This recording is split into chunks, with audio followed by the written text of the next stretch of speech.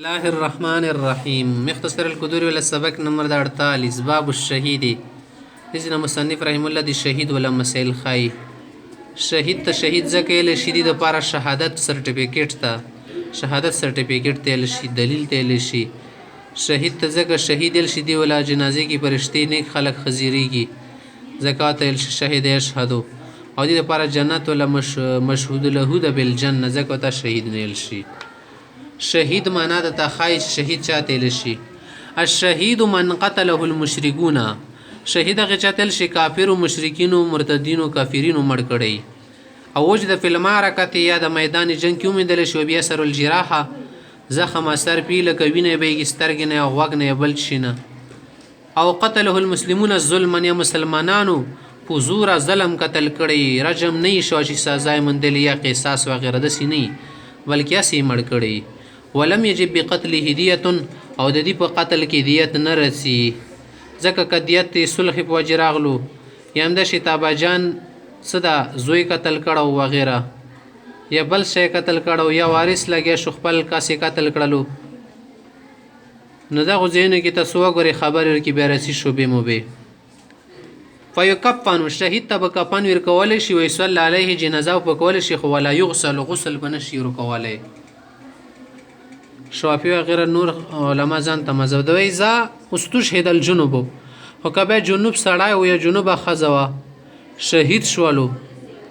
او پتا وا سړی د صدا په جنابت حالات کې وو غسل عند ابي حنیفه رحمه الله امام سے په مزه کې بدی ته غسل ورکول شي لکه خنزله رضی الله عنه د څه کله دا ورته چې جنگ ته صحابه حضرت روان دي کنه نو د خځ سره ملو شي او بیا لمبیدونه بغیر لاړالو شکل سید شولو چاته پاته نو چې دا په جنابت کې پرشتو بیا ته غسل ورکړي ځکه به تل شي غسیل الملائکه وکذلك الصبي اند شیت مشوم ده هاته غسل ورکول شي وقال ابو يوسف محمد رحمهم الله صاحبني صلی یغسلانی غسل نشر کول نه شهید ته نه وړه ته ضرورت نشته ویلي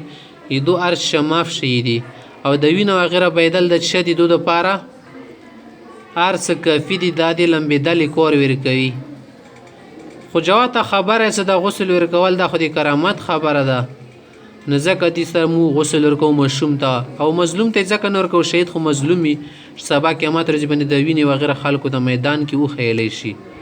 ولا يسل عن الشهيد دمه شهید نه بوینه نشي وینځل دا شهید قیامت ورځ باندې سره پسیږي ولا يزع عنه ثياب جامبه نه وباسي خازیتی شیان بتنه وباسي وین ځانه الفر کوټ شول والحشو بل د جامه شو زیتی پګړې شو کېړې شو دا بونه لری کې جوتې چپل والخوب اند شیته موزی شو دا بونه وباسي وسیله خو اصله بونه وباسي د نور تشي جامې بونه نه وباسي پرتو کا خط وغیرہ ومن ارتس کایو ستړای یوري ولګیدو زخم وتولګیدو بیا ژوندای خوراکي وکڅکو کې وکړلو شکرې مکر وشل خوښ شي خړلو یا علاج وشول دي سړی ته بیا غسل ورکای دا دنیوي اعتبار سره شهید نشي شمارل ومن ارتس کایو سړی باندې ټیم تیر شو غسل بدی ته غسل ورکول شي ول ارتساس معنا داده ایا کول خوراک وکي وي شرب شوس کې یو دا وي دوی وشي او يبقى حيا يدور ټیم پر ژوندې پات شهته يمزي عليه وقت صلات سدي المنزوا قربني تیر شي او هو يعقل هغه په پیږي هوش کی وي او ينقل من المعركه حيا میدان جنگ نه روړل شي ژوندای بیا پوتي خیمه میمه کې ها کدی د پاره اوچات کړل شي وسیون په ونه خجی یا نور چوک سیت نه کې به خبره ده ومن قتل فی حد کایو سره حد دی واجنه قتل کړه شو لکه قصاص کی اره جم کې او قصاص غسل هغه غسل بار کول شي وصلی علیه جنازه و پکې دا ظلم نه د قتل شو ومن قتل من البغات کایو سره بغي واغات قتل شو او قطاع الطريق يردکو